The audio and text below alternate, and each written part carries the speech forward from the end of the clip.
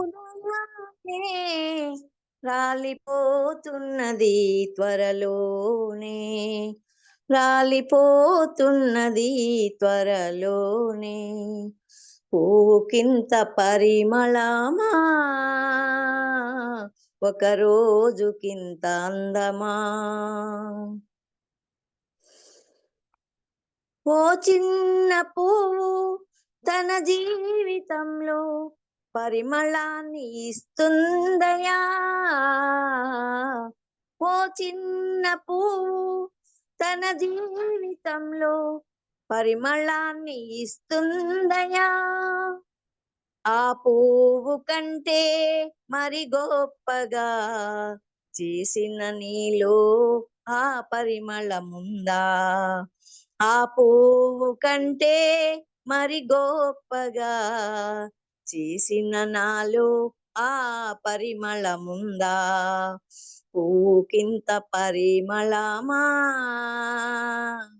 ఒక రోజుకింత అందమా. పువ్వుకింత పరిమళమా, ఒక రోజుకింత అందమా. ఒకనాడు యేసు మన పాపములకై పరిమళాన్ని వెదజల్లెను. ఒకనాడు యేసు మన పాపములకై పరిమళాన్ని వెదజల్లెను. ఆ యేసు మరణం నీ కోసమేనని ఇకనైనా గమనించవా. ఆ యేసు మరణం నా కోసమేనని ఇకనైనా గమనించవా. పువ్వుకింత పరిమళమా, ఒక రోజుకింత అందమా. పువ్వుకింత పరిమళమా, ఒక రోజుకింత అందమా. అతి చిన్న ఆయువు ప్రతి పువ్వు కలిగి అందరినీ ఆకర్షించెను. అతి చిన్న ఆయువు ప్రతి పువ్వు కలిగి అందరినీ ఆకర్షించెను. బహుకాలం బ్రతికి బహుజనులను పిలిచి సువార్తను ప్రకటించవా. బహుకాలం బ్రతికి బహుజనులను పిలిచి సువాసనను వెదజల్లవా. పువ్వుకింత పరిమళమా, ఒక రోజుకింత అందమా. పువ్వుకింత పరిమళమా, ఒక రోజుకింత అందమా. పూస్తున్నది ఉదయాన్నే, పూస్తున్నది ఉదయాన్నే, రాలిపోతున్నది త్వరలోనే, రాలిపోతున్నది త్వరలోనే. పూకింత పరిమళమా, ఒక రోజుకింత అందమా.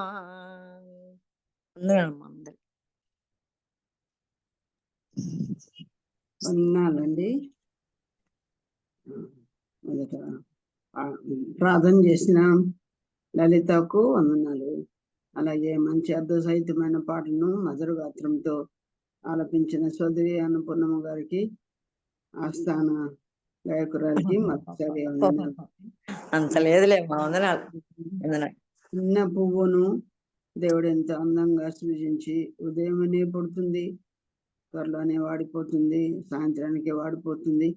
దానికే అంత అందము, దానికే అంత పరిమళం అయితే బహుకాలం దేవుడు 70 ఏళ్ళుగా ఇంచుమించు, అంతకు మించితే 80 ఏళ్ళు ఆయుష్నిచ్చిన మనకు దేవుడు ఎంతగా మరి మన జీవితంలో సువాసన ఇవ్వాలి, ఎంత ఆత్మీయ అందాన్ని మనం చూపించాలి, ఎంత సుగంధాన్ని మనము ఇతరులకు చూపించాలని చక్కని పాట పాడినందుకు సోదరికి మనందరి తరఫున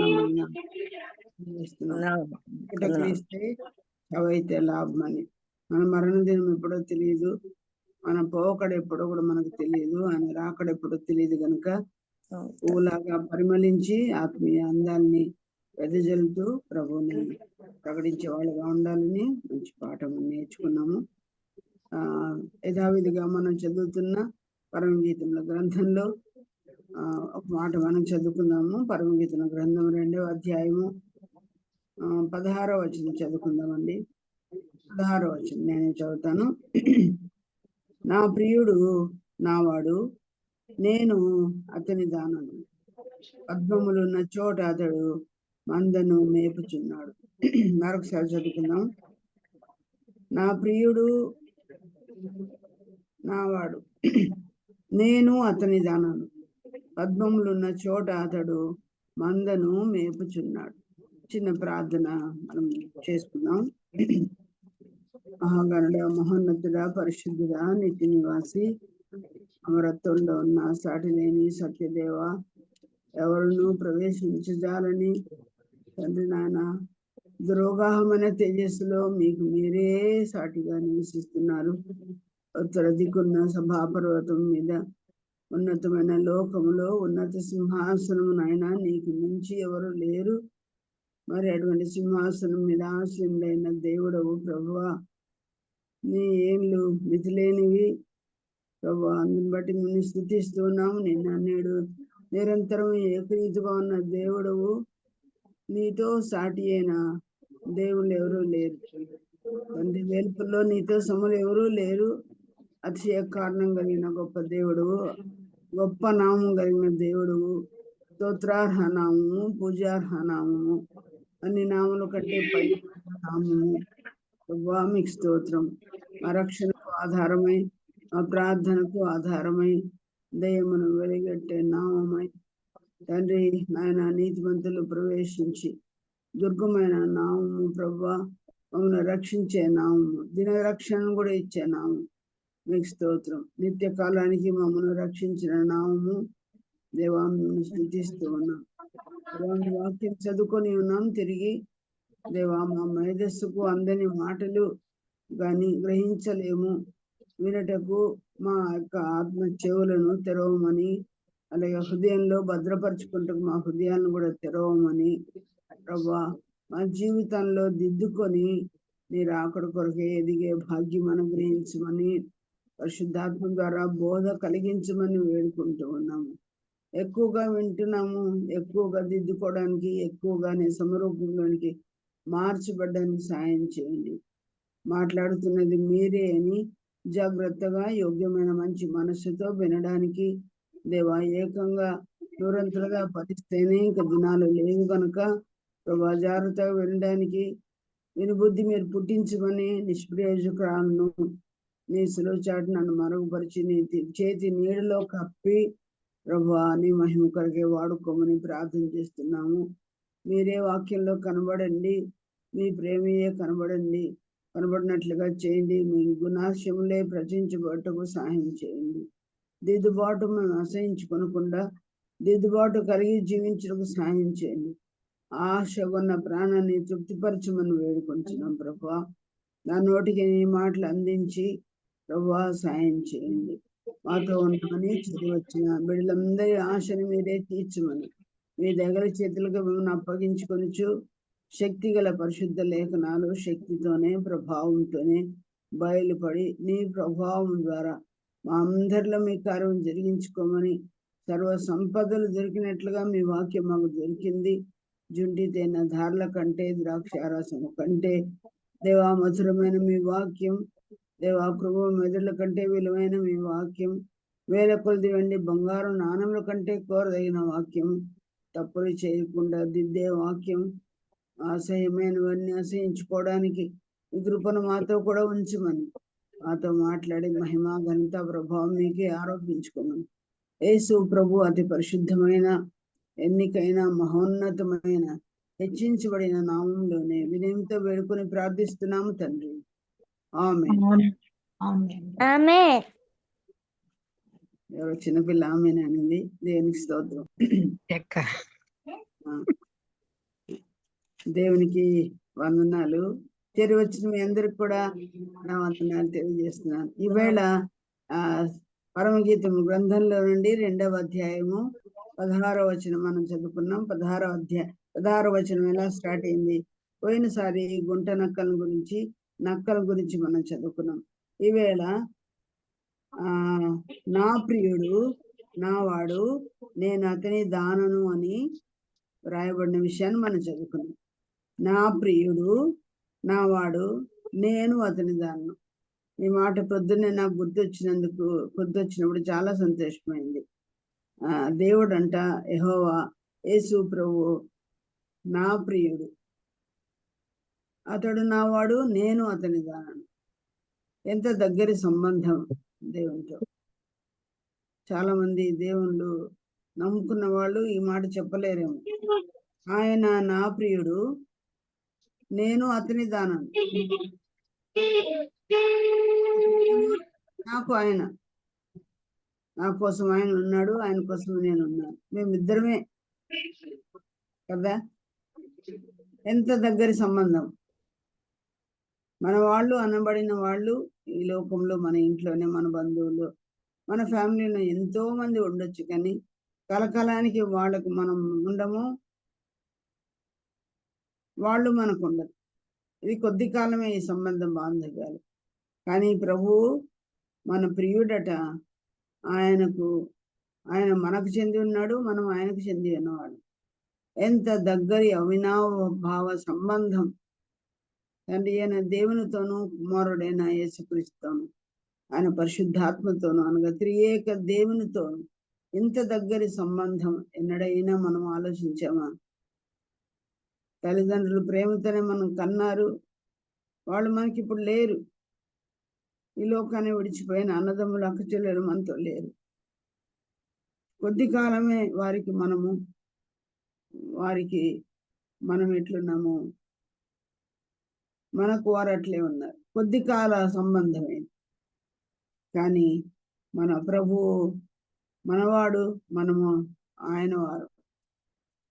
మనం ఆయన వారం ఎట్లయ్యాము అనే విషయం మనం జ్ఞాపకం ఉంటే, 100వ కీర్తన 3వ వచనం మన అందరికీ కంఠస్థమే. 100వ కీర్తన 3 ఏమని రాయబడిందమ్మా? యెహోవాయే దేవుడని తెలుసుకొనుడి, ఆయనే మనల్ని పుట్టించెను, మనం ఆయన వారం ఎట్లయ్యాం చెప్పండి? ఈ వచనం ప్రకారం ఆయన మనల్ని పుట్టించాడు గనక మనం ఆయన వారం. ఎవరు మనల్ని పుట్టించారో ఆ దేవునికి మనం చెందిన వారంగా చూస్తున్నాం. ఆయన మనల్ని పుట్టించాడు గనక మనం ఆయన వారం అయితే, ఇక్కడ ఈ స్త్రీ ఏమని చెప్తుంది? ప్రియురాలు, సంఘ ప్రియురాలు ఏమని చెప్తుంది? నా ప్రియుడు నావాడు, నేను అతని దాను. పుట్టించటం వలన మనం ఆయన వారం అయ్యాము. ఇక్కడ ఏమేం చెప్తుంది? ఆయన పుట్టించాడు నిజమే. రెండవదిగా ఆయన నాకు ప్రియుడు గనక, ప్రియుడు అంటే ఆయన నన్ను ప్రేమించాడు. నన్ను పుట్టించిన వాడు ఏం చేశాడు? మళ్ళీ నన్ను ప్రేమించాడు. కాబట్టి ఇప్పుడు నేను ఆయన దానను. పుట్టించినందువలన ఆయన వాళ్ళమైన అయ్యాము. పుట్టించిన వాడు మనల్ని ప్రేమించిన వాడుగా ఉన్నాడు గనక రెండవసారి కూడా ఆయన వారమే. పుట్టించిన తల్లిదండ్రులు కొన్నిసార్లు మనల్ని ప్రేమించరు. అందుకే దావీదు ఏమన్నాడు? నా తల్లిదండ్రులు నన్ను విడిచినను, యెహోవా నన్ను చేరలేదు. పుట్టించిన వారు, మనతో కూడా పుట్టినవారు, తోడుగా పుట్టినవారు, అన్నదమ్ములు, అక్కచెల్లెలు కూడా మనల్ని ప్రేమించరేమో. కానీ ఈ పుట్టించిన యెహోవా దేవుడు, యేసు ప్రభు, మనల్ని ఆయన ప్రేమించినట్టుగా చూస్తున్నాం. ఎలా ఆయన మనల్ని ప్రేమించాడు? ఎలా ప్రేమించాడు? దేవుడు లోకం ఎంతో ప్రేమించాడు. కానీ ఎలా ప్రేమించాడు? ప్రకటన గ్రంథం 1వ అధ్యాయం 6వ వచనం మనందరికి కంఠస్థమే. ఎట్లా? ఆయన మనం ప్రేమించి తన రక్తం మనల్ని విడిపించిన వానికి అని మనం చదువుతాం. తన రక్తాన్ని చిందించి మనల్ని ప్రేమించాడు. రక్తము కార్చిన ప్రేమ, రక్తసిక్తమైపోయిన ప్రేమ, తన రక్తంతో మనం కడిగిన ప్రేమ. ఆ ప్రేమ శాశ్వత కాలం నుండి మనం ప్రేమిస్తున్న ప్రేమ అని ఎన్నోసార్లు మనం చెప్పుకున్నాం. ఆ ప్రేమ మహాప్రేమ అని, కుమ్మరించబడిన ప్రేమ అని రోమపత్రిక 5:5లో కూడా మనం చదువుకున్నాం. ఆయన ప్రేమ నిన్న మొన్నటిది కాదని చెప్పుకున్నాం. ఆయన ప్రేమ ఎప్పటి నుంచి ప్రేమించాడంట? జగత్తు పునాది వేయబడక మునుపు నుంచి మనల్ని ప్రేమించిన ప్రేమ. ఆయన ప్రేమ మధ్యలో ఆగిపోయే ప్రేమ కాదు, శాశ్వతమైన ప్రేమ. ఇలా ఎన్నోసార్లు చెప్పుకున్నాం. పరమగీతములు 8:6లో చూస్తే ఆయన ప్రేమ మరణమంత బలవంతమైన ప్రేమని మనం చూసుకున్నాం. మరణము కంటే బలమైనది ఏమీ లేదు. ఆ ప్రేమను మరి ఆయన బలవంతంగా మరి మనల్ని బలవంతంగా ప్రేమించాడు. బలమైన ప్రేమ, బలవంత పెట్టిన ప్రేమ. మనం రక్షించే వరకు, మనం దొరికే వరకు విడువక మనం ప్రేమించిన ప్రేమ. నమ్ముకోమని తన ఆత్మ ద్వారా మనల్ని బలవంత పెట్టిన ప్రేమ. క్రీస్తు ప్రేమ మనల్ని బలవంతము చేయుచున్నదని మనం చదువుకుంటాం. ఇలాంటి ప్రేమను ఆయన చూపించి ఆయన మన ప్రియుడైపోయాడు. ఆ ప్రియుడు మనవాడైపోయాడు. అందుని బట్టి దేవునికి ఎంతో స్తోత్రాలు మనం చెల్లించవలసిన వాళ్ళు. ఆయన నీకు తల్లిదండ్రుల కంటే, అన్నదమ్ముల కంటే, అక్క చెల్లెళ్ళ కంటే ఆయన ఎంతో ప్రేమికుడు. ఆయన ఎంతో దగ్గరివాడు. ఆయన నీవాడు, నావాడుగా ఉన్నాడు. అందుకే దేవునికి స్తోత్రం. నేను అతని దానను అని ఆమె చెప్తా ఉంది. నేను అతని దానను. I belong to Christ, he belongs to me. ఆయన నాకు చెందినవాడు, నేను ఆయనకు చెందినదాన్ని. ఇలా మీరు ఆలోచించండి, ఎన్నో మంచి థాట్స్ వస్తాయి. ప్రభువా, నీకు నేనున్నానయ్యా, నాకు నీవున్నావయ్యా. ఎంత దగ్గర సంబంధం అండి. ఆయన నీకున్నాడా? కష్టకాలం ముందు నీకు ఆశ్రయుడు, సుఖమును కలిగించిన వాడు ఆయనే. ఎంత దగ్గర సంబంధం దేవుడు ఇచ్చాడు. దేవునికి స్తోత్రం. సరే, ఆయన మనల్ని ఇంతగా ప్రేమిస్తూ మనకు దగ్గరగా ఉండగా మనం ఎక్కడున్నాడు చూడండి. ఎక్కడుండగా మనం ప్రేమించి ప్రియుడైపోయాడు. 2వ లైన్ చదువుకుందాం. పద్మములు ఉన్న చోట అతడు మందను మేపుచున్నాడు. ఆయన ఎక్కడున్నాడు? మన ప్రియుడు పద్మములు ఉన్న చోట ఆయన ఉన్నాడంటే. ఈ పద్మము ఎక్కడుంది? పద్మం అంటే సంఘమే. ఈ పద్మం ఎక్కడుంది? 2వ అధ్యాయం 1వ వచనం చూడండి. పరమగీతంలో 2:1 ఏమని రాయబడింది? నేను షారోనుపురంలో పోయి పుష్పం వంటి దానను, లోయలలో పుట్టు పద్మం వంటి దానను. ఈ పద్మం ఎక్కడుంది? లోయలో ఉంది. లోయలో ఉంది. పద్మములున్న చోట నేను ఉన్నాను అని సంఘ వధువు చెప్తున్నట్టుగా చూస్తున్నాం. మనము లోయలో ఉంటే ఆ ప్రభు ఎక్కడున్నాడు చెప్పండి? ఉత్తర దిక్కునున్న సభాపర్వతం మీద. ఎవరూ సమీపరాని తేజస్సు. ఎవరికి అంత అత్యున్నతమైన లోకములో సింహాసనం, ఉన్నతమైన సింహాసనం లేదు. ప్రసంగి గ్రంథం 5వ అధ్యాయంలో కూడా మనం చదివితే దేవుడు ఎక్కడున్నాడంట? ఆయన ఆకాశం మందు ఉన్నాడు, మనము భూమిలో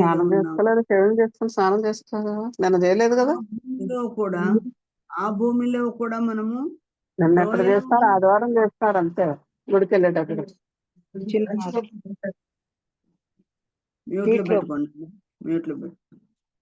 కనుక ఆయన ఉన్నతమైన లోకములో ఉండగా మనము భూలోకంలో ఉన్నాం. ఎంత అంతరం ఉంది, ఎంత దూరం ఉంది. ఆ భూమిలో కూడా లోయల్లో ఉన్నామంట. చాలా తగ్గు స్థితిలో ఉన్నాం. అంత దూరం నుండి ఆయన ఈ లోకానికి దిగి వచ్చి పద్మములమైన మనల్ని ఆయన మేపుతున్న ప్రేమ ఎంత గొప్పది. అంత అతి దూరంలో నుండి ఆయన వచ్చి మనల్ని మేపుతున్నాడంట. ఏ చోటు? మన చోటు లోయ. లోయ అనగా చాలా గడువు, లోతులో ఉన్నవారు, తగ్గింపు స్థితిలో ఉన్నవారు, చాలా దూరంలో ఉన్నవాళ్ళం. ఆయన మన దగ్గరికి ఆయన వచ్చి మనవాడుగా అయిపోయి మనల్ని తనదానిగా మనల్ని చేసుకొని అక్కడ మనల్ని మేపడానికి వచ్చాడండి. ముందు రక్షించడానికి వచ్చాడు, ఆ తర్వాత తన కుమారులుగా కుమార్తెలుగా చేసుకున్నాడు, ప్రియురాలిగా మనల్ని చేసుకున్నాడు, రక్షించబడిన మనల్ని ఇక్కడ మేపుతున్నాడు. ఈ పద్మాలు ఎక్కడుంటాయి చూడండి, ఎక్కడుంటాయి పద్మాలు? ఎక్కడుంటాయి? లోయల్లో ఉంటాయి. ఇంకా పద్మములు ఎక్కడ ఉంటాయి? నీరులోనే ఉంటాయి కదా. నీరు అనగా దేనికి గుర్తు? వాక్యమునకు గుర్తు. కనుక ఆయన తన మందను మేపుచున్నాడంట, మేపుచున్నాడు. 6వ అధ్యాయం ఇదే గ్రంథంలోనే 6వ అధ్యాయము 2వ వచనంలో చూడండి. 6:2 ఎక్కడుంది పద్మము? 6:2 చదువుతారు ఎవరైనా? ఉద్యానవనమునందు మేపుటకును పద్మములను ఏరుకొనుటకును నా ప్రియుడు తన ఉద్యానవనమునకు పోయెను, పరిమళ పుష్ప స్థానమునకు పోయెను. 3 కూడా చదవండి. నేను పద్మములలో మేపుచున్న నా ప్రియుని దానను, అతడును నావాడు. అతడును నావాడు. ఇక్కడ కూడా చెప్తుంది. ఆయన మేపుచున్న చోటు ఏంటి చెప్పండి? ఎక్కడ మనల్ని ఆయన మేపుతాడు? పద్మములు ఉన్న చోటనే ఆయన మనల్ని మేపుతాడని. పద్మములు ఉన్న చోటు అంటే ఒక్కొక్క పద్మము ఈజ్ ఈక్వల్ టు ఒక్కొక్క విశ్వాసి. విశ్వాసులు ఉన్న చోటు ఏంటి చెప్పండి? విశ్వాసులందరూ ఎక్కడ దొరుకుతారు? సంఘమే. పచ్చిక బయలు ఎద్దుకు ఆయన మనం నడిపిస్తానన్నాడు, శాంతికరమైన జలముల ఎద్దుకు నడిపిస్తానన్నాడు. పద్మములో ఒక్కొక్కరము ఉండవలసిన చోటు ఏంటి? సాంఘికంగా మనము సంఘంలో ఉండాలి. సంఘంలో మనకి ఏం కలుగుతుంది? మేపు కలుగుతుంది అని మనం చదువుకుంటున్నాం. ఆయన మన ప్రియుడై మనల్ని మేపుతున్నాడు. ఆయన మనం సృష్టించిన సృష్టికర్త పుట్టిస్తున్నాడు. పుట్టించిన వాడు. మనం ఒకప్పుడు ఆయన వారమై ఉండగా చెడిపోయాము, పడిపోయాము, పాపలమైపోయాము. సాతాను మందకాపురి కింద ఉండగా తిరిగి తన రక్తం ఇచ్చి మనం కొడుకుని ప్రేమతో రక్షించి తన బిడ్డలుగా మళ్ళీ చేసుకున్నాడు. ప్రియుడే మనల్ని ప్రేమిస్తూ ప్రియుడైన ప్రభు మనల్ని మేపుతున్నవాడుగా చూస్తున్నాం. కాబట్టి మనం ఆయన వారం, ఆయన మేపు గొర్రెలమై ఉన్నాము. ఆయన పుట్టించిన మందే ఉన్నాం. కానీ ఈ మందను మేపుతూ మేపుతూ మేపుతూ మేపుతూ ఒకరోజు ఏం చేస్తాడంటే ఆయన 1వ వచనం 6:1 చూడండి. స్త్రీల్లో అధిక సుందరి ఒకదానా నీ ప్రియుడు ఎక్కడికి పోయాను, అతడు ఏ దిక్కునకు తిరిగాను, మనం పోయి అతన్ని వెతుకుతుమరము. ఉద్యానవనం నందు మేపుటకును పద్మములను ఏరుకుంటకును నా ప్రియుడు తన ఉద్యానవనమునకు పోయాడు. ఉద్యానవనముగా సంఘం. సంఘానికి వచ్చి ఆయన ఏం చేస్తాడంట? మేపుతాడు మేపుతాడు మేపుతాడు. మేపి మరి ఏం చేస్తాడంట? మనల్ని ఏరుకుంటాడంట. గులాబీ తోటకు మనం వెళ్ళామనుకోండి, ఎన్నెన్నో కలర్స్ మనల్ని ఆకర్షిస్తాయి. కలర్ఫుల్ ఆ ఫ్లవర్స్ అన్ని మనకి ఇష్టమైన కలర్ అయిన దాన్ని ఆకర్షించిన దాన్ని మనం ఏం చేస్తాం చెప్పండి? ఆడవాళ్ళ బుద్ధి ఏంటి? క్షణంగా వాటిని ఏరేసుకుంటాం కదా. తన ఉద్యానవనను ప్రవేశించి ఆ ప్రభు ఆయనకి ఇష్టమైన పువ్వులమైతే ఏరుకుంటాడు కూడా, మనల్ని ఏరేసుకుంటాడు, పికప్ చేసుకుంటాడు, తీసేసుకుంటాడు. మనకందరికి తెలుసు, నెహ్రూ గారు తన జేబులో ఏం పెట్టుకునేవాడు? ఎప్పుడు జేబు మీద గులాబీ పెట్టుకుంటాడు ఆయన. అలాగే ఒక రోజు ఆయన వస్తాడు, ఆయన రాకడకు ముందే మనం ఏరేస్తాడేమో తెలియదు, ఎప్పుడు మనం పికప్ చేస్తాడో తెలియదు, ఎక్కడ తన జేబులో ఉంచుకుంటాడో తెలియదు, ఎప్పుడు తానున్న పరలోకానికి ఎప్పుడు చేరుస్తాడో మనకు తెలియదు. ఒకవేళ ఇప్పుడు కాకపోయినా ఆయన రాకడలో ఆయన మనల్ని ఏరివేస్తాడు. ఏరి ఎక్కడ పెట్టుకుంటాడు? మేఘం మీద మనల్ని ఏరుకుంటాడు. ఏరుకోబడి మనం అందరము రెప్పపాటు కాలంలో ఎక్కడికి వెళ్తాం? మధ్యాకర్షణకి వెళ్తాం. అక్కడికి వెళ్ళిన తర్వాత 7 సంవత్సరాలు అక్కడ తీర్పు జరిగిన తర్వాత మళ్ళీ ఆయన ఉన్న స్థలంలోనికి మనము యుగ యుగంలో సదాకాలం ఆయనతో కూడా ఉంటాడు. ఆయన మనల్ని ఏరుకుంటకు వస్తాడు. ఇప్పుడు మనకు మేత పెట్టడానికి సంఘంలో ఉంచాడు. ఆయన మేపుతూ ఉన్నవాడు. ఎందుకు? మనం ఆయన వారము కనుక మనం మేపుతున్నాడు. ఒకరోజు ఆయనకి ఇష్టమైన సమయంలో మనల్ని ఏరుకుంటకు ఆయన తీసుకొని పోవటకు కూడా ఆయన రాబోతున్నట్టుగా చూస్తున్నాం. 7వ అధ్యాయం 10వ వచనంలో చూడండి. ఇదే అధ్యాయం 7వ వచనం 7వ అధ్యాయం 10వ వచనంలో ఏమని చదువుతున్నాం? చదవండి. నేను నా ప్రియుని దానను, అతడు నా యందు ఆశాబద్ధుడు. నేను నా ప్రియుని దానను, అతడు నా యందు ఆశాబద్ధుడై ఉన్నాడు. నేనంటే ఆయనకి ఎంతో ఆశ. మనం ఈ మాట ఆమె చెప్పినట్టుగా మనం చెప్పగలమా? ఆయన నిన్ను నన్ను ఆశిస్తున్నాడా? నిన్ను నన్ను కోరుకుంటున్నాడా? ఆయన ఆశింపదగిన వ్యక్తిగా మనం ఉన్నామా? సతాయిస్తున్నామా? ఆయనకు లోబడలేదా? ఆయన ఇష్టపూర్తిగా జీవించట్లేదా? ఆయన దృష్టిలో పనికిమాలిన వారంగా ఉన్నామా? ఎందుకని నేను రక్షించినాను అనుకుంటున్నాడా? ఆయన మనల్ని ఆశిస్తున్నాడా?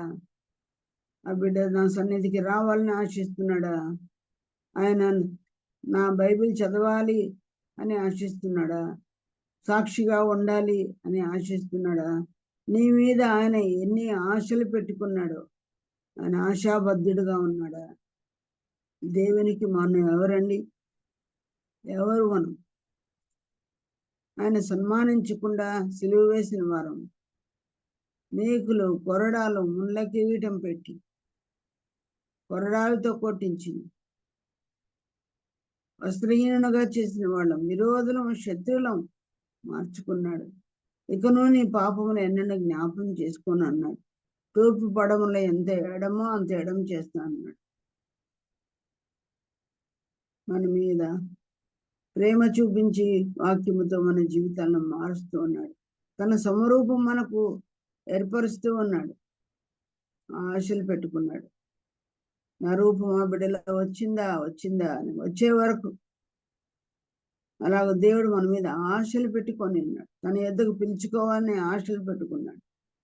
తీసుకుపోవడానికి వచ్చినప్పుడు తన పోలిక మనలో వచ్చిందా అని ఆశిస్తూ ఉన్నాడు.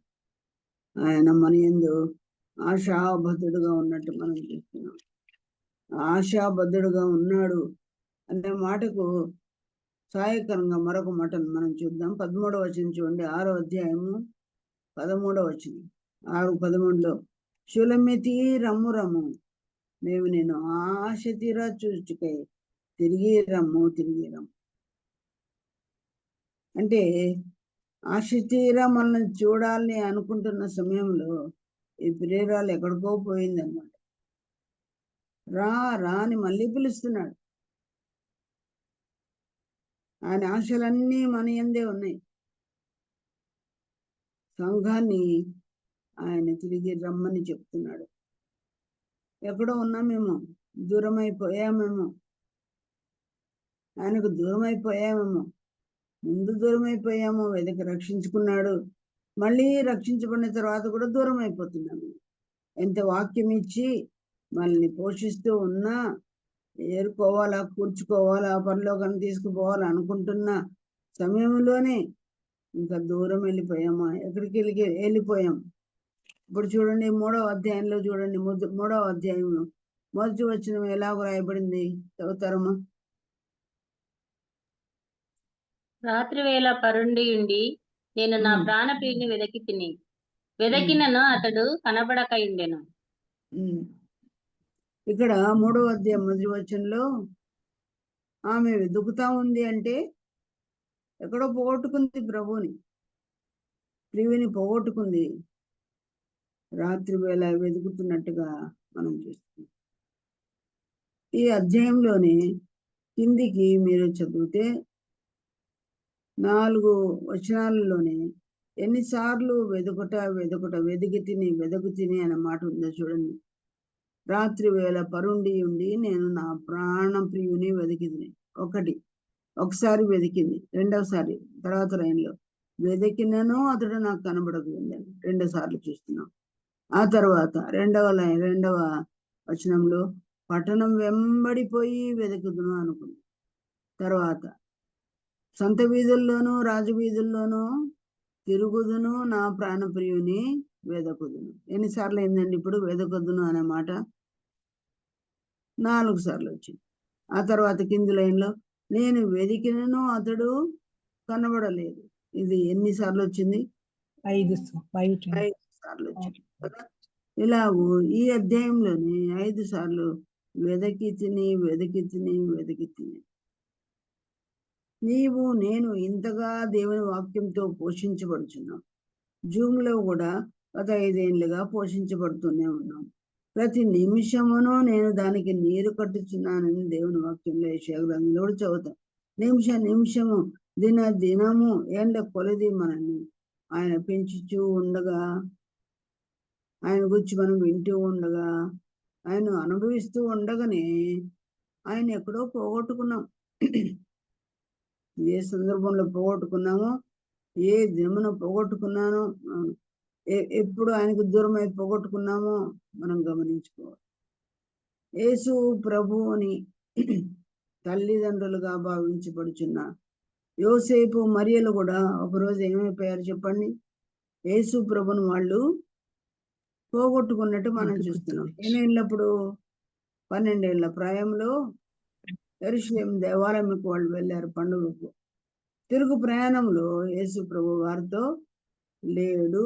ఆ తర్వాత వాళ్ళు ఏం చేశారు? 3 దినముల తర్వాత ప్రభుని ఎక్కడున్నాడని వెతుక్కున్నారు కదా. బంధువుల్లో, నిలవరల్లో, తెలిసిన వాళ్ళ దగ్గర వాళ్ళు ఆ ప్రభుని పోగొట్టుకున్నారు. ఎక్కడ కనుగొన్నారు? మళ్ళీ దేవాలయంలో కనుగొన్నట్టు మనం చూస్తున్నాం. అప్పుడు తల్లిదండ్రులు అనబడిన వారు అడిగారు, కుమారుడా, మమ్మల్ని ఎందుకు ఇలాగూ చేసేదివి అని అడిగారు కదా.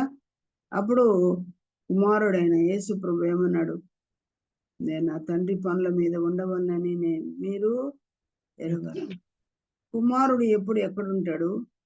తండ్రి పనుల మీదనే ఉంటాడు. కానీ కుమారుడు ఎక్కడుంటాడో తల్లిదండ్రులు అనబడిన వాళ్ళు అక్కడే ఉండవలసింది. కానీ వారు కుమారునికి దూరమైనట్టు. కుమారుడు ఎలాంటి వాడు చెప్పండి? తండ్రి పనుల మీద ఉన్న కుమారుడు.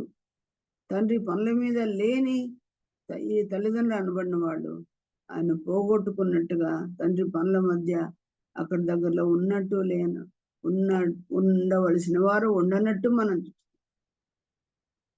కుమారుడు ఎక్కడో తండ్రి అక్కడే, తండ్రి ఎక్కడో కుమారుడు అక్కడే, తండ్రి కుమారులు ఎక్కడో పరిశుద్ధాత్ముడు అక్కడే. విశ్వాసులమైన మనం కూడా అక్కడే ఉండవలసిన వారు. తండ్రి పనులు వద్దని దూరం అవుతున్నామా? బైబిల్ వద్దని దూరం అవుతున్నామా? మందిరం వద్దని దూరం అవుతున్నామా? సహవాసం వద్దని దూరం అవుతున్నామా? ఎక్కడికి వెళ్ళాం?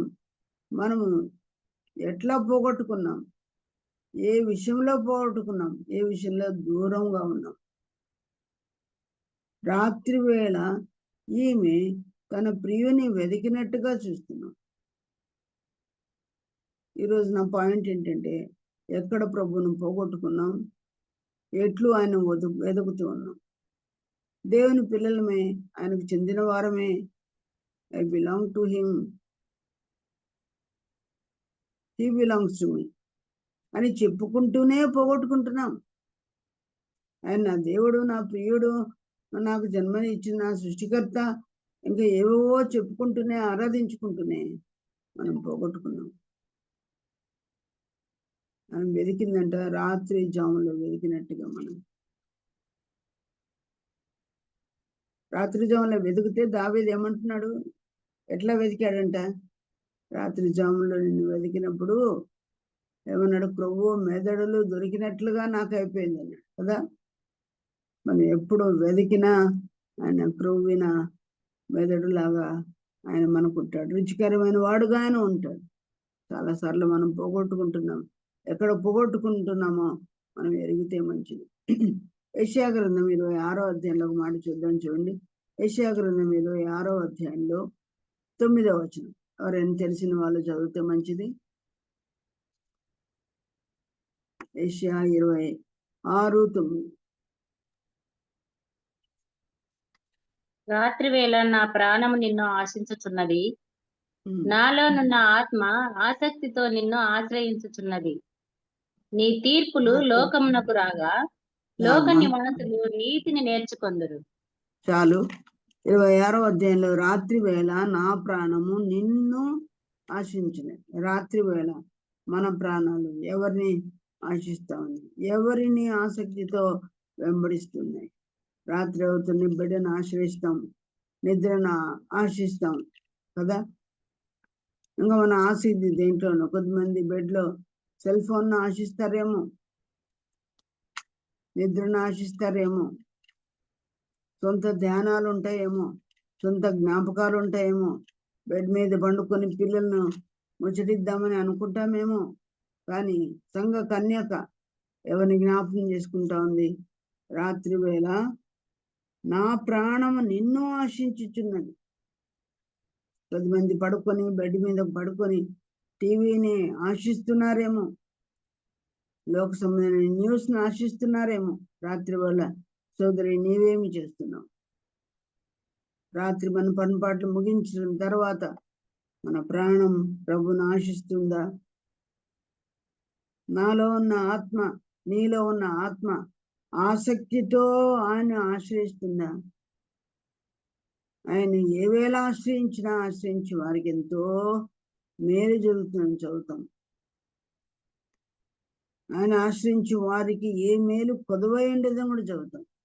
నా యందు భయభక్తులు కలిగిన వారు నన్ను ఆశ్రయించిన వారికి ఎంతో మేలు, దేవుడు దాచి ఉంచిన మేలు దొరుకుతుంది. పగలంతా కష్టపడి సంసారాన్ని ఇది వంటలు చేసి వార్పులు చేసి అన్ని సర్ది అందరిని తృప్తిపరిచి మంచం ఎక్కినప్పుడు కూడా మన ప్రాణాలు దేవుని ఆశిస్తే ఎంత మనకు మేలు, దాచి ఉంచిన మేలు. నీ కోసం దాచిపెట్టి ఇచ్చానంటే అది ఇంత స్పెషల్గా ఉంటుంది. అది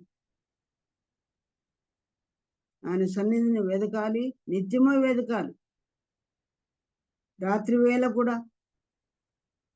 ఇంకా నిద్రపోయే ముందు కూడా ఆయన్నే మనం ఆశించాలని దేవుడు తన వాక్యంలో రాయించి పెట్టాడు. ఆసక్తితో నిన్ను ఆశ్రయించుచున్నది. అలాగా ఆశ్రయిస్తే ఎంత మేలు మనం పొందుకుంటాం ప్రియులారా. మరి ఇలాగ ఈ సోదరి నేను ఆయన వెతికాను అని చెప్తూ ఉండగా మరొక వచనం చదువుకున్నాం. యేసు ప్రభు ఈ లోకంలో ఉన్నప్పుడు ఒక ఆయన రాత్రి వేళ వచ్చాడు. ఆయన ఎవరండి? నికోదేము. రాత్రి వేళ వచ్చి ప్రభుని అడుగుతున్నాడు.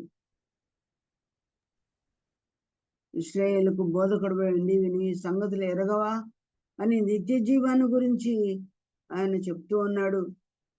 ఒకడు కొత్తగా జన్మించితేనే గాని వాడు దేవుని రాజ్యంలో ప్రవేశించడు అంటే ఆయన అమాయకంగా మాట్లాడుతాడు. ఏమని? కొత్తగా జన్మించాలంటే ముసలివాడనే నేను నా తల్లి గర్భంలో ప్రవేశించి మళ్ళీ జన్మించాలా అనుకున్నాడు. కానీ ఆ యొక్క నిత్య జీవాన్ని గురించి, రెండవ పుట్టుకను గురించి యేసు ప్రభు ఆయనకి చెప్పిన విషయాలు మనం అంతా ఎరుగుతుంది. నిత్య జీవాన్ని గురించి ఎవడైనా ప్రభు దగ్గరికి వచ్చి మనం వెదకడం ఎంతైనా గొప్పదే. పరలోక రాజ్యమును గురించి మనం ఆయన గురించి అడిగితే ఎవడైనా మంచిదే. ఆయన సన్నిధిని నిత్యం వెదిగితే ఎంతైనా మంచిదే. ఒక ముసలివాడు వెళ్ళి పరమార్థిక సంగతులు ఆ రాత్రి వేళ దేవునితో ముచ్చరించినట్టు మనం చేస్తున్నాం. ప్రియ సోదరులారా, ఇంకా ఈ మాటలను లైవ్ లో వినలేని వాళ్ళు, ఒకవేళ యూట్యూబ్ లో వినేవాళ్ళు, దూర ప్రాంతం నుంచి వినేవాళ్ళు, ఆన్లైన్ లో వినేవాళ్ళు ఎవరైనా ఉన్నారు. ఈ రాత్రి, రాబోతున్న రాత్రి నువ్వు ప్రభువుతో గడపాలని ఇష్టపడుతున్నావా? నిత్య జీవార్థమైన సంగతుల గురించి ప్రభువుతో మాట్లాడాలని, పైలోకాన్ని గురించి, పర్ల సంబంధమైన విషయాల గురించి దేవునితో మాట్లాడిన ఆసక్తి నీలో ఉందా? నమ్ముకున్న వాళ్ళు కానీ నమ్ముకునే వాళ్ళు కానీ ప్రభుతో ఈ రాత్రి గడపడం ఎంత ప్రాముఖ్యమని అనుకుంటున్నామా? అలసిపోయి ఉన్నామే అనుకుంటాం. అలసిపోయినప్పుడే యేసు ప్రభు ఆ యొక్క పగటి వేళ ఆ మధ్యాహ్న వేళ, ఆ ఎండ ఉన్న వేళ, అలసిపోయిన సమయంలో దాహంగా ఉన్నాడు, ఆకలిగా ఉన్నాడు. ఆ సమయంలో ఒక స్త్రీకి ఆత్మీయ భోజనాన్ని ఎంత పెట్టాడు. ప్రతిరోజు ఈ యొక్క నీరు చేతుకోవడానికి ఇంత దూరం నేను రాకుండా ఆ జలము, నిత్య జలము నాకు దయచేయమని జీవ జలం ఆయన అడిగినప్పుడు ఆమె కొరకు ఎంత టైం స్పెండ్ చేశాడో మనం చూస్తున్నాం. మన సమయాన్ని రాత్రి వేళ ప్రభుకి ఇస్తున్నాము, పగటి వేళ ఆయనకి ఇస్తున్నాము. ఎప్పుడెప్పుడు ఆయన వెదకాలో కూడా దేవుని వాక్యంలో ఎన్నో విషయాలు మనం చూడవచ్చు. ఈ లోకస్తులు దేన్ని వెతుకుతున్నారు ప్రియులారా? నన్ను వెతికే వారికి నేను దొరుకుతాను అన్నాడు కదా. ఇంకో చోట ఏమన్నాడు? వెదకని వారికి నేను దొరికితిని అన్నాడు కదా. మనము దేవుని వెతకవలసిందిగా ప్రభు ఏమన్నాడు? నేను మిమ్మల్ని వెతికాను, మీరు నన్ను మొదట వెతకలేదు కానీ నేను మిమ్మల్ని వెతికాను. దాచుకున్న ధనమని వెతికాడా, వెండి బంగారులని వెతికాడా? మనల్ని పాపాత్ములమైన వారమైన మనల్ని వెతికి రక్షించడానికి ఈ లోకానికి వచ్చాడు. నశించిన దాన్ని వెతికి రక్షించడానికి యేసు ప్రభు లోకంకి వచ్చాడు. నశించి నిత్య నరకాగ్నికి ఆవుతైపోవాల్సిన మన జీవితాన్ని ఆయన రక్షించాడు. రక్షించబడిన తర్వాత ఇప్పుడు మనల్ని వెతికిన ప్రభుని మనం వెతుకుతున్నామా? బైబిల్లో ఈ క్యారెక్టర్లో ప్రభు ఎక్కడ కనిపిస్తాడు, ఈ పేరాల ప్రభు ఎక్కడ కనిపిస్తాడని వెతుకుతున్నామా? ఈ వాక్యంలో సువార్తను ఎలాగ తీసుకొని రాగలను, ఈ వాక్యంలో యేసు ప్రభు ప్రేమను ఎలాగ చూపగలను అని వెతుకుతున్నామా? అబౌట్ క్రైస్ట్ ఏమి నేను చెప్పాలి, ఏమి ధ్యానించాలి అని మనం వెతుకుతున్నామా? ఆయన్ని వెతికేవారు మనం కనుగొంటామంట. వెదకని మనకైనా దొరికాడు. దొరికిన తర్వాత మనం ఆయన్ని వెతకాలి. కానీ ఈ లోకంలో కొద్దిమంది ఉన్నారు, చాలా మంది ఉన్నారు. మెజారిటీ ఆఫ్ ద పీపుల్ ఎట్లున్నారంటే ఏం వెతుకుతున్నారు? ఇప్పుడు మనం చూద్దాం. లూకాసు వార్తలో చూడండి. లూకాసు వార్త 12వ అధ్యాయం 29వ వచనం చదువుకుందామండి. ఈ లోకస్తులు ఏమి వెతుకుతున్నారు? ఏమి తిందుమో, ఏమి త్రాగుదమో అని విచారింపకుడు, అనుమానము కలిగి ఉండకుడి. ఈ లోకపు జనులు వీటన్నిటినీ వెతుకుదురు. ఇవి మీకు కావలసినవని మీ తండ్రికి తెలియదు. మీరైతే ఆయన రాజ్యమును వెతుకుడి, దీంతో కూడా ఇవి మీకు అనుగ్రహించుకోండి. మరొక చోట చదువుతాం కదండి, ఆయన నీతిని, ఆయన రాజ్యమును వెతకండి, అప్పుడు అవన్నీ మీకు. మనము ఏం వెతుకుతున్నాము? ఏమి తినాలి, ఏం వండుకోవాలి, ఏం కట్టుకోవాలి, ఏం ముద్దుకోవాలి, ఏం వేసుకోవాలి, ఇవే చింతన మనకు. ప్రభు ఏమడు అడుగుతున్నాడు, ఏం వెతకమంటున్నాడు? ఆయన నీతిని, ఆయన రాజ్యాన్ని, ఆయన నీతిని, ఆయన రాజ్యమును వెతకండి. అప్పుడు మీరు అడగనివి కూడా తండ్రికి తెలుసు, మీకేమి ఇవ్వాలో ఇన్ టైంలో వాటిని మీకు అనుగ్రహిస్తాడని దేవుడు చెప్తున్నట్టుగా మనము దేవుని వాక్యంలో మనం వింటున్నాం. ప్రియులారా, ఆయన మనకి ఇస్తాడు, నిజమే. ఆయన్ని మనము ఇంకా ఎట్లా వెతకాలి? ఈ వెతకాలి, ఎలాగ వెతకాలి, ఏం వెతకాలి చెప్పుకోవడానికి ముందుగా ఈ స్త్రీ ఎక్కడెక్కడ వెతికింది ప్రభుని మనం చూసుకుందాం. 3వ అధ్యాయంలోనే ఎక్కడెక్కడ వెతికింది? రాత్రి వెతికిందంట. నేను నా ప్రాణప్రియుని వెతికినను అతడు కనబడకుండాను. నేను ఇప్పుడే లేచదును, పట్టణం వెంబడిపోయి వెతుకుదును. ప్రాణప్రియుని ఎక్కడ వెతికింది? పట్టణం వెంబడి వెతికింది. ఎంత దూరం ఉందో ఆ పట్టణము, ఎంత నడవదగిన పొడవుందో, ఎంత వెడల్పు ఉందో, ఎంత వైశాల్యం ఉందో నాకు తెలియదు. మరి అక్కడికంతా వెళ్ళి అడిగిందంట. ఆ తర్వాత పట్టణం వెంబడిపోయినా ఆయన కనపడలేదు. సంత వీధుల్లోనూ రాజు వీధుల్లోనూ తిరుగుదును అనుకుని తిరిగింది. నా ప్రాణప్రియుని వెతుకుదును అని అనుకుంటుని నేను వెతికిన అతడు కనబడి. ఆయన ఎక్కడ కనబడ్డాడో మనం చూస్తాం. అమ్మా, పట్టణాల్లో ప్రభుని వెతకగలమా? రాజు వీధుల్లో ఆయన దొరుకుతాడా? ఆ తర్వాత సంత వీధుల్లో ఆయన దొరుకుతాడా? ఎక్కడ ఆయన దొరికాడు చూడండి. 3వ వచనంలో, పట్టణం నందు సంచరించుచు కావలి వారు నాకు ఎదురుపడగా మీరు నా ప్రాణప్రియుని చూచితురా అని అడుగుతుంది. నేను వారిని విడిచి కొంచెము దూరము పోగా నా ప్రాణ ప్రియుడు నాకు ఎదురు పట్టణంలో దొరకలేదు, రాజు వీధుల్లో దొరకలేదు, సంత వీధుల్లో దొరకలేదు. విచారించింది వాచ్మెన్తో కావలి వారితో అడిగింది, అక్కడ ఎక్కడా దొరకలేదంట. ఎప్పుడు దొరికింది? ఎక్కడ దొరికాడు యేసు ప్రభు ఆమెకి? వారిని విడిచి కొంచెము దూరము పోగా నా ప్రాణప్రియుడే నాకు ఎదురు. ఎక్కడ ప్రభు దొరుకుతాయంటే మందిలో, మార్బలంలో, మనుషుల్లో, పట్టణాల్లో, రణగొన ధ్వనుల దగ్గర ఉన్నప్పుడు ఆయన మనకు దొరకడు. వారిని విడిచి కొంత దూరము పోగా ఎక్కడ దొరుకుతాడు? వారిని విడిచినప్పుడే దొరుకుతాడు. విడవాల మన ఆ యొక్క మనుషుల మధ్య కాదు ఆయన దొరికింది, పనుల మధ్య కాదు, శబ్దాల మధ్య కాదు, రణగుణ ధ్వనుల మధ్య కాదు, ఏకాంతములో వారిని విడిచి మనం ఏకాంతంలో అనిపించాం. ప్రభా, ఎక్కడ నిన్ను పోగొట్టుకున్నాను, ఎక్కడ నిన్ను వదిలేశాను, ఎక్కడ నీ సన్నిధి నేను వదిలేశాను, ఎక్కడ నిన్ను గాక దేన్ని కోరుకున్నాను, ఎవరి మధ్యకు వెళ్ళిపోయాను, ఎట్టి పరిస్థితుల్లో నీకు దూరం అయిపోయాను. ప్రభుని సమస్తాన్ని విడిచిపెట్టినప్పుడు ఆయన మనకు దొరికేవాడుగా ఉన్నాడు. ఆయన విడవాలి, ఈ మనుషుల్ని విడిచిపెట్టాలి. ఈ లోకాన్ని మనం విడిచినప్పుడు ఆయన మనకు దొరికేవాడుగా ఉన్నాడు. వాటిని మనం విడిచిపెట్టాలో దేవుని వాక్యంలో మనం చూస్తాం. ప్రియులారా, ఇప్పుడు మొదటి యోహాను పత్రిక 1వ అధ్యాయం 15వ వచనంలో చూడండి. మొదటి యోహాను పత్రిక 1:15 ఏం విడిచిపోయారో చూడండి. 15 లేదు. ఈ లోకమునైనను 1:15 లోకములో ఉన్న వాటినైనను ప్రేమింపకుడి. ఎవడైనను లోకమును ప్రేమించిన ఎడల తండ్రి ప్రేమ వానిలో నుండదు. లోకములో ఉన్నదంతయు అనగా శరీరాశయు, నేత్రాశయు, జీవపు డంబమును తండ్రి వలన పుట్టినవి కావు, అవి లోక సంబంధమైనవే. ఈ లోకమును విడిచింది ఆమె. పట్టణమును విడిచి కొంత దూరము నేను పోగా అక్కడ నా ప్రాణ ప్రియుడు నాకు ఎదురుపడింది. పాపంలో పడిపోయి చెడిపోయిన తప్పిపోయిన కుమారుడు రియలైజ్ అయ్యి బుద్ధి తెచ్చుకొని ఎక్కడికి వస్తున్నాడండి? తండ్రి యొద్దకు తిరిగి వస్తున్నాడు. విచారణ విడిచాడు, జారత్వాన్ని విడిచాడు, స్త్రీలను విడిచిపెట్టాడు కదా.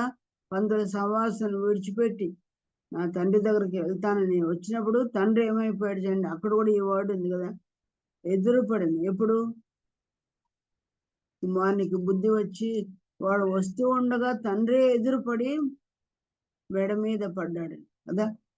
అలాగే ప్రియులారా, మనం కూడా ఏ పాపంతో ఆకర్షించబడి ఆయన సన్నిధిని పోగొట్టుకున్నామని, ఆయన సంతోషాన్ని మనం పోగొట్టుకున్నామని, ఆయన సహవాసాన్ని మనం పోగొట్టుకున్నాం. ఆలోచించుకున్నాం. ఎవరంతకు వాళ్ళే. ఒకప్పుడున్న ఉడుకు, ఉద్యోగము, ఆసక్తి, సంతోషం, ఉత్సాహం మన జీవితంలో ఉన్నాయి. ఏది ఆకర్షించింది? ఇక్కడ ఉన్నాయి 3 పాపాలు కదా. లోకం అంటే 3 ఉన్నాయి: శరీరాశన, నేత్రాశన, జీవపు డంబమా. ఇవి తండ్రి వలన పుట్టినవి కావు. అంటే ఎవరి వలన పుట్టినవి? సాతాను వలన పుట్టినవే. ఈ 3 పాపాలలో ఈ 3 పాపాలకు సంబంధించిన ఏ పాపము మనము ఆయన పోగొట్టుకునేలా చేసింది?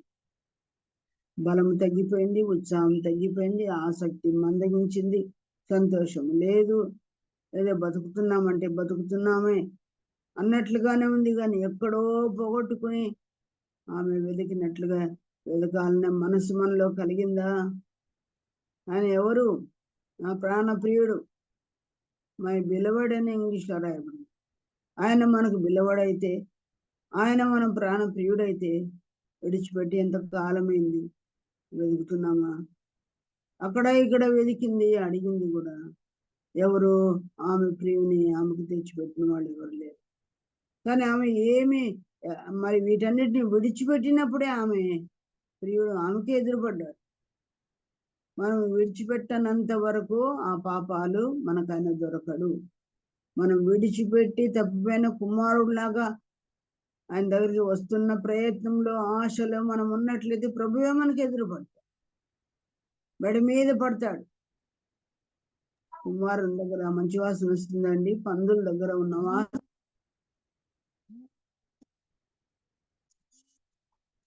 పందుల దగ్గర ఉన్న వాసన, దుర్వాసన, ఆ యొక్క అంటెడినెస్, క్లీన్ గా లేడు, శుద్ధుడుగా లేడు, అయినా తండ్రి ప్రేమ చే అసహించుకొనకుండా మెడ మీద పడినట్టుగా చూస్తున్నాం. యేసు ప్రభు యొక్క తల్లిదండ్రులు అనబడిన వాళ్ళు తండ్రి పనుల మీద ఉన్న కుమారుని అంటిపెట్టుకోవాల్సింది. కుమారుని విడిచి దూరం అయిపోయి ఆయన సన్నిధిని వారు పోగొట్టుకున్నట్లుగా చూస్తుంది. మమ్మల్ని ఎందుకు ఇలాగూ చేసేది అంటున్న తప్పంతా వాళ్ళదే ఉంటే, నేను నా తండ్రి పనుల మీద ఉండాలని మీకు తెలియదా? నేను ఎక్కడుంటే అక్కడ ఉండాలి కదా, మీరే విడిచిపెట్టి వెళ్ళిపోయారు అన్నట్లు మనం కూడా ఏదో ఎక్కడో పోవాలని ఆకర్షించబడి దేవుని సన్నిధిని పోగొట్టుకున్నామా?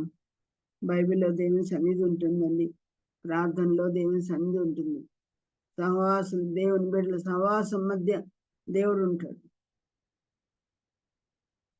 వీటిలో మనం లేమా?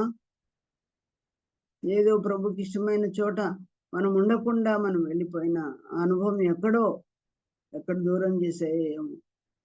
తిరిగి అబౌటండ్ అనుకుంటూ మన జీవితంలో ప్రభు దగ్గరికి మనం వచ్చే ప్రయత్నంలో మనం ఉన్నప్పుడు, ప్రభు ఒక్కప్పుడున్న సంతోషం లేదు, సమాధానం లేదు, ఆశ లేదు, ఎందుకో ఆ ఉత్సాహం లేదు, ఆ యొక్క ఆత్మీయ ఎదుగుదల నాలో లేదు, ఏదో జీవిస్తున్నాను అని ప్రభు దగ్గర మొరపెట్టుకుంటూ ప్రార్థనలే వెతుకుతూ వాక్యంలో వెతుకుతున్నప్పుడు తప్పకుండా దొరుకుతాడు. సంపూర్ణ ఆనంద సంతోషాలు దేవుడు మనకిస్తాడు పిల్లలు. మరి ఇప్పుడు అలాగా ఆయన వెతికి ఆయన పట్టుకోవాలని ప్రయత్నంలో ఉంటుండగా మనం ఏం విడిచిపెట్టాలో దేవుడు మనకు కూడా చూపిస్తున్నాడు. ఇప్పుడు యోబు గ్రంథంలో 36వ అధ్యాయంలో 10వ వచనం మనం చూసుకుందాం. చూడండి, యోబు గ్రంథం 36:10లో ఏం విడమని దేవుడు చెప్తున్నాడు అక్కడ. 36:10 ఉపదేశము వినుటకై వారి చెవిని తెరవజేయున, పాపం విడిచిరండని ఆజ్ఞ ఇచ్చును. దేవుడు ఏం విడిచిపెట్టమంటున్నాడు? పాపం. ఆశ కనుక ఉండి అడుగుతూ ఉంటే, ప్రభువా నాకు దొరకవా అంటే ప్రభువు అలాగూ ఆయన దగ్గరికి వచ్చిన వారితో ఏమని చెప్తున్నాడు ఆయన? మీ పాపమును మీరు విడిచిపెట్టి రండి, పాపను విడిచిపెట్టి రమ్మని దేవుడు ఆజ్ఞయిస్తున్నాడు.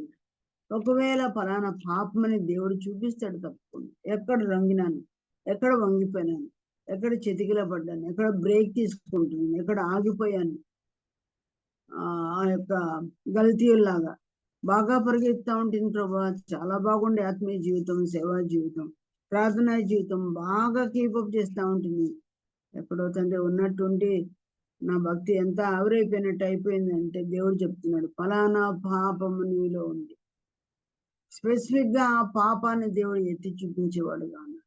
విడిచిపెట్టి రండి అని దేవుడు చెప్తున్నాడు. విడిచిపెడితే ఎంత క్షేమం చూడండి. 11వ వచనంలో, వారు ఆలకించి ఆయన్ను సేవిస్తే మంచిదే, తమ దినములు క్షేమంగాను తమ సంవత్సరములు సుఖముగాను వెళ్ళబుచ్చెదరు. కొత్త సంవత్సరం రాబోతుంది. ఆ కొత్త సంవత్సరంలో మీరు సుఖంగా ఉండాలంటే, ఆ సంవత్సరంలో 365 దినాలు మీరు బాగా ఉండాలంటే ఎట్లుండాలంటే, ఆ దినములు మీకు క్షేమంగా ఉంటాయి, ఆ సంవత్సరాలు మీకు సుఖముగా మీరు గడిపేస్తారు. అలాగ లేకుండా, పాపం విడిచకుండా, దేవుని వాక్యాన్ని ఆలకించకుండా ఉన్నట్లయితే ఏమేస్తాడంట దేవుడు అండి? 12వ, వారు ఆలకింపని వారు బాణముల చేత కూలి నశించారు. జ్ఞానం లేక చనిపోయేది. బాణాలు వస్తాయంట, బాణాలు. దేవుడు విడిచిపెట్టే బాణాలు మన కూలి నశింపచేస్తాయి. కనుక ప్రియులారా, రాబోతున్న సంవత్సరం, రాబోతున్న దినాలు క్షేమము, సంతోషము, సుఖము, నెమ్మది మనకు ఉండాలండి. పాపం విడిచిపెట్టేదండి. తెలియకుండా పాపములో ఏ మూలలో ఏ పాపమును దాచిపెట్టుకున్నాము ప్రభు గారు ఒప్పుకొని విడిచిపెట్టువాడు కనికరము పొందునాను. సామెతల గ్రంథాల మాట మనం చదువుకుంటాం. తెలియని పాపం ఏంటో, గ్రహింపలేని పాపం ఏంటో అని సంధికి వస్తే చూపిస్తాడు దేవుడు. కొంతసేపు కనబడినట్టుగానే ఉంటుంది, అర్థమే కాదు, జ్ఞాపకమే రాదు. తప్పకుండా 103వ కీర్తనలో 139వ కీర్తనలో ఆ మాట ఉంది కదా, ఏమని? ప్రభువా, నీకు ఆయాస్కరమైన మార్గం నాలో ఉన్నదేమో నాకు చూపించు. నీ దృష్టికి ఆయాస్కరంగా ఏం చేశానో నాకు చూపించండి. మనకు కనబడని పాపాన్ని ప్రభువు చూపిస్తాడు.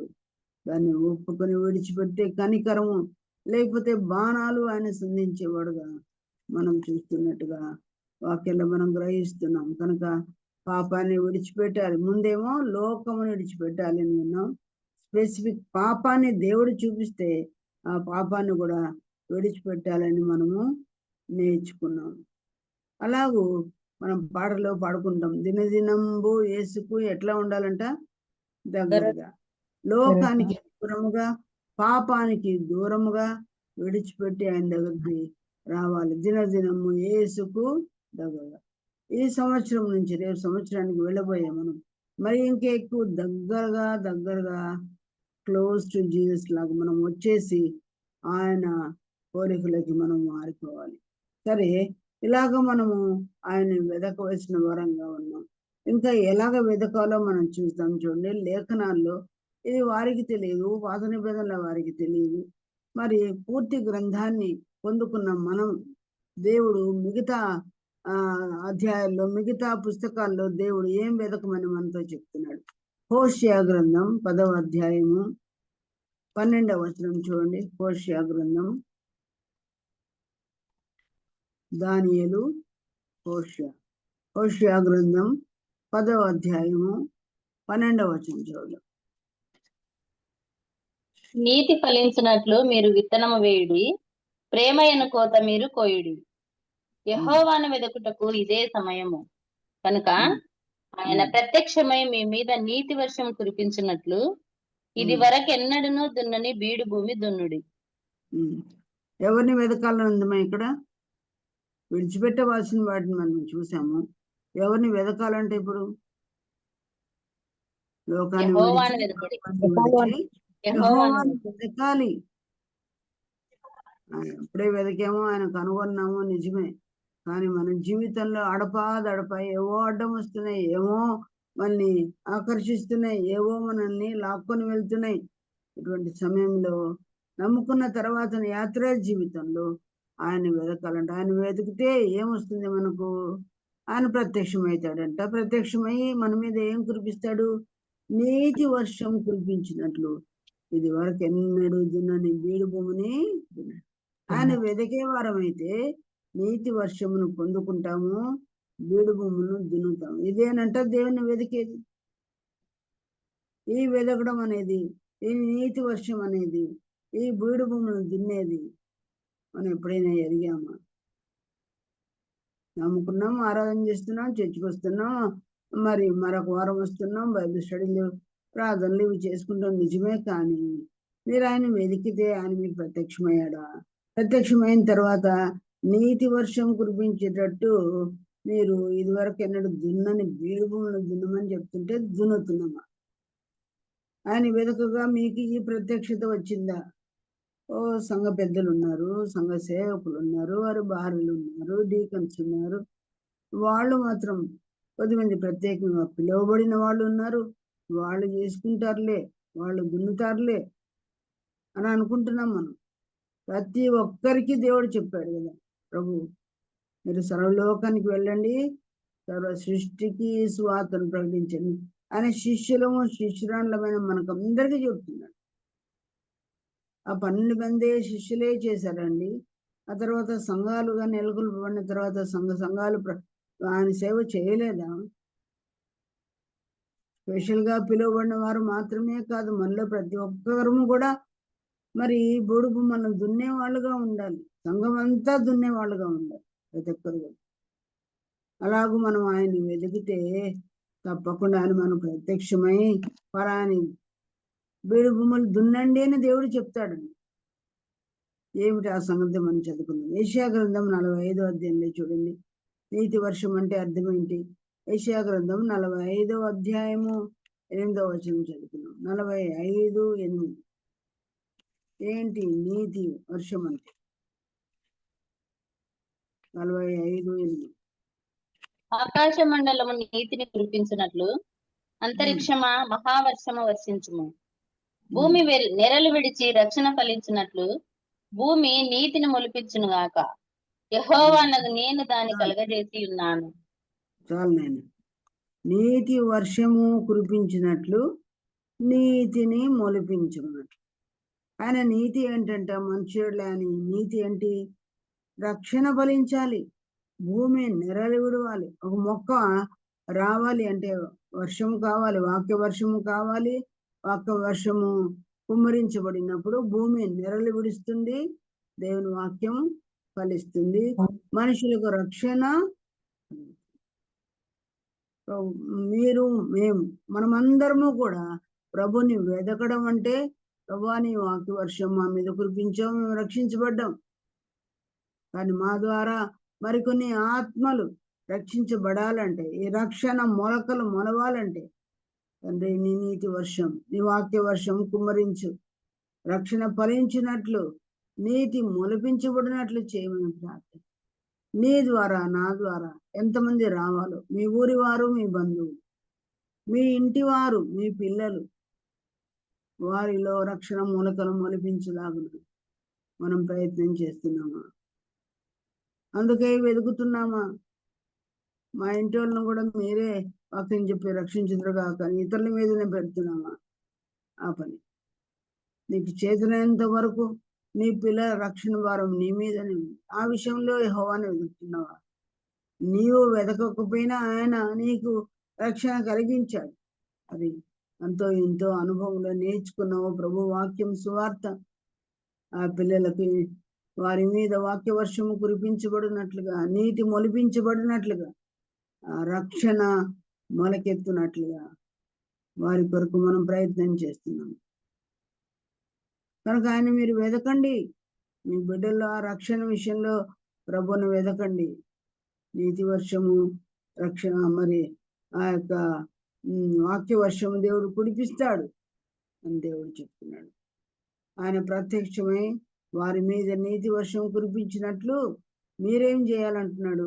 ఇది వరకు ఎన్నడూ దున్నని బీడు భూమిని దున్నండి.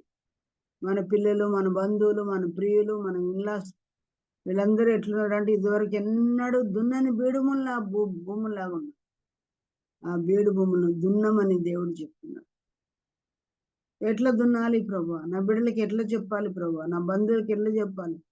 అడగండి వాళ్ళకి ఎట్లా ప్రభా, ఎట్లా స్టార్ట్ చేయాలి ప్రభా? దేవుని వాక్యం ఎట్లా వారిలో మరి ఈ రక్షణ మొలకెత్తినట్లు చేయాలని మనం ప్రార్థన చేద్దాం. దీని కొరకు దేవుడు ఒక వచనాన్ని మనకి ఇస్తున్నాడు. ఇర్మియా గ్రంథం 4వ అధ్యాయం 3వ వచనం చూడండి. ఇర్మియా గ్రంథం 4వ అధ్యాయం 3వ వచనం ఏమని రాయబడింది అక్కడ? 4:3 యూదా వారికి యెరూషలేము నివాసులకు యెహోవా ఇలాగు సెలవిచ్చుచున్నాడు, ముళ్ళ పొదలలో విత్తనములు చల్లక మీ బీటి పొలమును దున్నండి. అవిధేయులైండుట మానుకొనక మీ దృష్టి క్రియలను బట్టి ఎవడును ఆర్పివేయులనంతగా నా ఉగ్రత అగ్ని వలె కాల్చుకున్నట్లు యూదావార్లారా, యెరూషలేము నివాసులారా, యెహోవాకు లోబడి ఉండండి అంటున్నాడు. ముళ్ళ పొదలలో విత్తనాలు చల్లకుండా బీటి పొలమును, మన ఇళ్ళలో మన బంధువుల్లో ఉన్న ఆ బీటి పొలాలను ఇంతవరకు ఎవరు వాక్యం చెప్పలేదు, వాళ్ళని దున్నండి అని దేవుడు చెప్తున్నాడు. దేవుని సువార్త ఫలాన్ని వారి మీద బీటి పొలమును దున్నినట్టుగా దేవుని వాక్యం మనకు చెప్పవలసిన వారంగా మనం ఉన్నాము. ప్రభు మనకు సాయం చేసే దేవుడుగా ఉన్నాడు. సరే, హోషేయలో బీటి పొలాన్ని దున్నమని దేవుడు చెప్పాడు. ప్రతిరోజు ప్రభు నమ్ముకున్న మనం ఏం చేస్తున్నాం? ఏం చేస్తున్నాం? మందిరానికి వెళ్ళి వచ్చి కానుకేసి నియమం కూడికి పోవడం మాత్రమే కాదు, మీరే దున్నే ప్రయత్నం చేయమని దేవుడికి ప్రభు ఆ సమయోచితం ఒక్క మాట దయచేయాలి. ఏ సందర్భంలో చెప్పాలి, ఎట్టి పరిస్థితుల్లో చెప్పాలి, ఎట్లుండగా చెప్పాలి, ఆ రైట్ టైం ఏంటో నాకు చూపించు, ఆ జ్ఞానం నాకు దయచేయమని ప్రభుని అడుక్కుందాం. దేవుడు తప్పకుండా ఆశకున్న ప్రాణాన్ని దేవుడు తృప్తిపరుస్తాడని చదువుకుంటున్నాం. ఇంకా ఏం వెతకాలి? యెషయా గ్రంథం 55వ అధ్యాయం 6వ వచనం. యెషయా గ్రంథం 55:6 వచనం.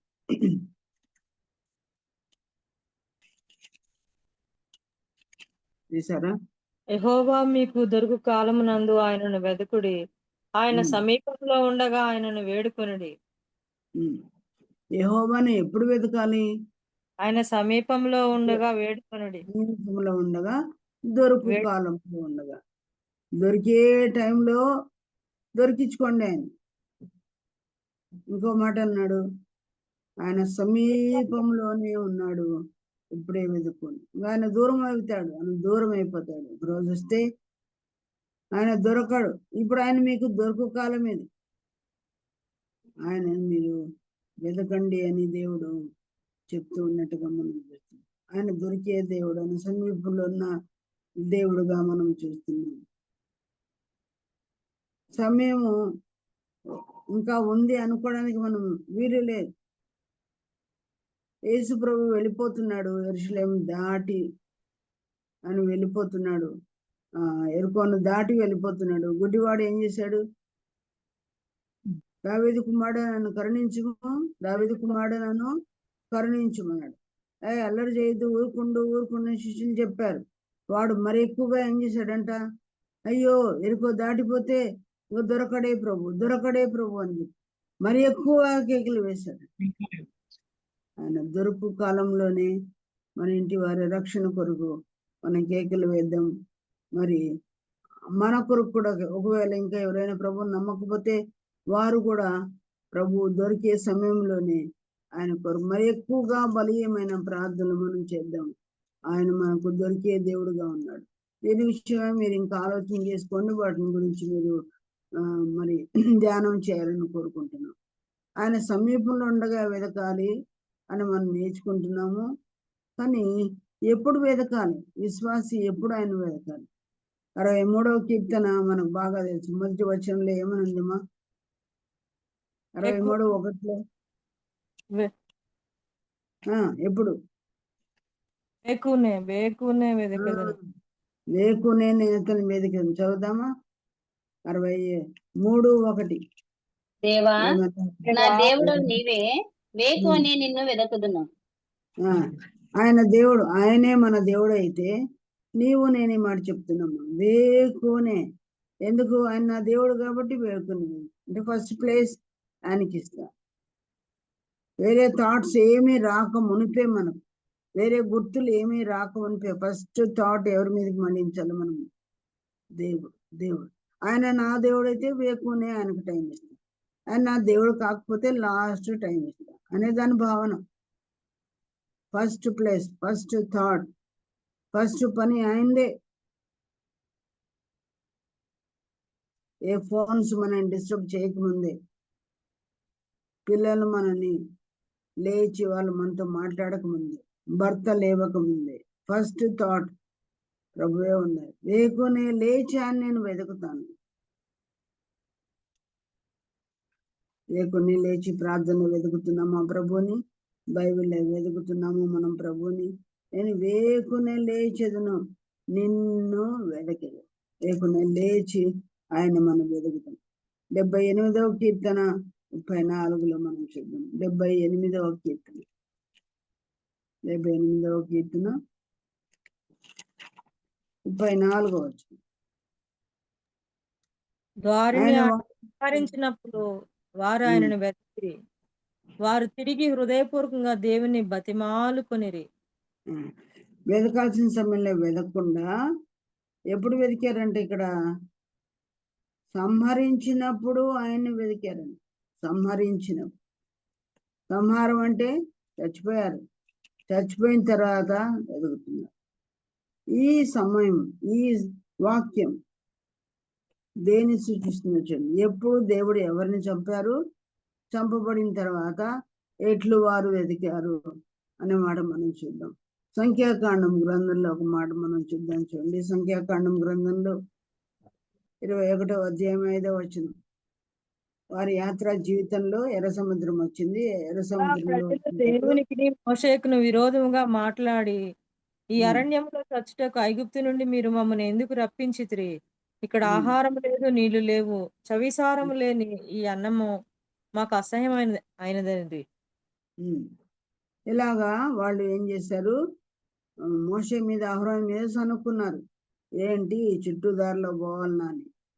చుట్టూదారిలో పోతూ ఉండగా ఎర్ర సముద్రం వచ్చింది, మాకు అన్నం లేవు, నీళ్ళు లేవు, ఈ సవిసారం లేని మన్నా ఇది ఉంది అని వాళ్ళు అలా వణుకుతూ ఉన్నప్పుడు ఏమొచ్చి కలిసాయి వాళ్ళను? 6వ వచనం చూడండి. అందుకు యెహోవా ప్రజల్లోకి తాపకరములైన సర్పమును పంపెను. అవి ప్రజలను కరువుగా ఇశ్రాయేలులో అనేకులు చనిపోయారు. ఎంతో మంది సర్పకాట్లు తిని చచ్చిపోయారు. ఆ తర్వాత వచ్చారు 7వ వచనంలో. కాబట్టి ప్రజలు మోషే యొద్దకు వచ్చి, మేము యెహోవాకును నీకును విరోధంగా మాట్లాడి పాపం చేస్తే యెహోవా మా మధ్య నుండి ఈ సర్పములను తొలగించినట్లు ఆయన వేడుకొనమని మోషే ప్రజల కొరకు ప్రార్థన చేయగా, యెహోవా నువ్వు తాపకరమైన సర్పం ఒకటి చేయించి స్తంభం మీద పెట్టుము, అప్పుడు కరువబడిన ప్రతివాడును దాని వైపు చూచి బ్రతుకుతున్న మోషేకు సెలవిచ్చాడు. సంహారము జరిగిన తరువాత వారు దేవుని వెతుక్కుంటూ వచ్చి, అయ్యో మోషే అహరోను మేము తప్పుదం చేశాం, మా కొరకు ప్రార్థన చేయి సర్పాలు పోతాయని వాళ్ళు అడిగినట్టుగా. కొన్నిసార్లు దెబ్బ పడే వరకు దేవుని మనం వెదకకుండా ఉంటాం. మనం అన్ని దెబ్బల కంటే పెద్ద దెబ్బ ఏదండి? సంహారం, చావు. దేవుడు సర్పాలను పంపించిన ఏ రూపకంగా మరణం వస్తుందో తెలియదు. దెబ్బ, ఎంత పెద్ద దెబ్బ వచ్చినప్పుడు అప్పుడు వారు వెతికినారంట 78వ కీర్తనలో. అలాగ సంహరించినప్పుడు వారు ఆయన వెతికిరి కానీ వారు తిరిగి హృదయపూర్వకంగా దేవుని బతిమాలుకున్నారు. అప్పుడు ఆ తర్వాత ఏమైందంట? 36వ వచనంలో చూడండి. దేవుడు వారి ప్రార్థన విన్నాడు, సర్పాలు తీసేశాడు. కానీ ఏమైందంట? ఆయనను వారి హృదయములు ఆయన స్థిరముగా. దెబ్బ వచ్చినప్పుడు మాత్రమే ఆయన వెతికేది, మన స్థిరత లేకుండా ఉంటామంట. అని ఎట్లా వెదకాలో మనం నేర్చుకుంటున్నాం. మరి ఆయన వేకునే మనం ఆయన వెదకాలని నేర్చుకుంటున్నాం, దొరికే కాలంలోనే వెదకాలని నేర్చుకుంటున్నాం. మరి ఎట్లు ఆయన దొరుకుతాడు? దొరికిన కాలంలోనే వేడుకొని మన జీవితాలు సెటిల్ చేసుకోవాలి. దెబ్బ తగిలే వరకు మనం ఉండకూడదని నేర్చుకున్నాం. ఆయన రాజ్యమును నీతిని మొదట వెతకాలని మనం నేర్చుకున్నాం. మరి ఆ తర్వాత రాత్రి వేళ కానీ పగటి వేళ అని కాదు, కానీ ఎప్పుడంటే ఎప్పుడు ఆయన వెతకాలని మనం నేర్చుకున్నాం. ఎప్పుడు ఆయన దొరుకుతాడంటే కూడా ఏమని నేర్చుకున్నాం? లోకాన్ని విడిచినప్పుడు, పాపాన్ని విడిచినప్పుడు. మరి అలాగ మనం విడిచి కొద్ది దూరంలో మనం ముందుకు సాగుతుండగా ఆయనే మెడ మీద పడి మనం కలుసుకుంటాడని మనం నేర్చుకున్నాం. మనకు ప్రియులారా, మన ఒక్కొక్కరి జీవితంలో ఎక్కడెక్కడ పడిపోయాము, లోకమనగా శరీరాశ, నేత్రాశ, జీవబుడ్డం, ఎక్కడ మనం ఆయనకు దూరం అయిపోయాము. ఆ పర్టికులర్ పాపాన్ని దేవుడు తన సన్నిధిలో చూపిస్తాడు, ఆయాస్కరమైన మార్గమును చూపిస్తాడు. దాన్ని ఒప్పుకొని విడిచిపెడితే కనికరమును మనం పొందుతాం, దినదినం ఆయనకు దగ్గర అవుతాం. ఆయన మనల్ని పెంచుతున్నాడు, మేపుతున్నాడు. మేపడానికి మాత్రమే కాదు, ఏరుకోవడానికి వస్తాడు. తనకి ఇష్టమైన పుష్పంలాగా మనల్ని ఆయన తన ఎద మీద ఉంచుకుంటాడు, తన భుజం మీద ఉంచుకుంటాడో, ఎత్తి ముద్దాడుతాడో, తన పరలోకానికి చేరుస్తాడో తెలియదు, ఎప్పుడు ఏరుకుంటాడో అని తెలియదు. కనుక వీటన్నిటి విషయంలో హెచ్చరించబడిన రీతిగా మనం ఆయనకి దొరికి, ఒకప్పుడు దొరికాం, మళ్ళీ పడిపోతున్నాం. అప్పుడప్పుడు అడప పాపాన్ని ఒప్పుకుంటే, పాపాన్ని ప్రేమించకుండా ఉంటే దేవుడు తప్పకుండా దొరుకుతాడు. వేకొని వెదకాలి, ఫస్ట్ ప్లేస్ ఆయనకి ఇవ్వాలని మనం నేర్చుకున్నాం. మరి ఆ దెబ్బ తినేంత వరకు కూడా మనం ఉండకూడదని నేర్చుకుంటాం. ఈ మాటలు మనం హెచ్చరిక పొంది ఇతరులను కూడా మన హెచ్చరికలను తీసుకుని వద్దాం. దేవుడు ఈ మాటలు మన కొరకు దీవించిన గాక.